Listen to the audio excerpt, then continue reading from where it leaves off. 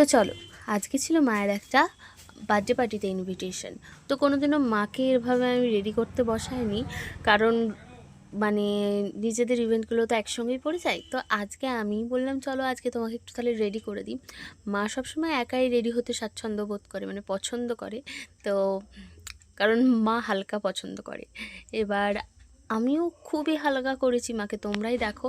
তার সত্ত্বেও মায়ের নাকি লাগছে আমি বেশি বেশি করে দিয়েছি। তোমরাই জানিও তো আমি বেশি বেশি করেছি না ঠিকঠাক আছে, তাতে যদি মায়ের একটু ভরসা হয়।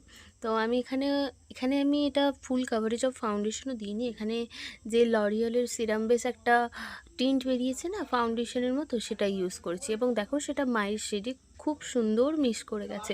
আর এখানে ব্লাশটা দিয়েছিলাম, ব্লাশটা বলছিলাম বোঝা যাচ্ছে না, মা বলছে বোঝানোর দরকারই নেই। তো তারপরে ওই নিয়ে হাসাহাসি হচ্ছিলো। তারপরে এখানে আমি মেকআপটা ফিক্স করে দিয়েছি। দেন এবার দেখে মায়ের লাগছে বেশি বেশি। তো আমি বললাম তাহলে বেশি বেশি লাগছে তোমরাই জানিও তো। তো তাহলে লিপস্টিকটাও মা একাকেই বললাম তাহলে পরে নাও। না, লিপস্টিকটা আমিই পরাতে পারতাম, কোনো ব্যাপার নয়।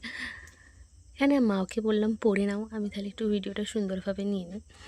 তো তারপরে এখানে আইলাইনারও পরেনি মা, মায়ের নাকি বেশি বেশি লাগছে, তাই জন্য এখানে কাজল পরে নিচ্ছে। তারপরে হেয়ার স্টাইলটাও আমি সামনেটা একটুখানি কিছু একটা করেছিলাম, মা আবার খুলে নিয়েছে। তো মায়ের লুকটা এই পর্যন্ত কেমন লেগেছে অবশ্যই জানিও, এবং আমার চ্যানেলটাকে সাবস্ক্রাইব করে যেও।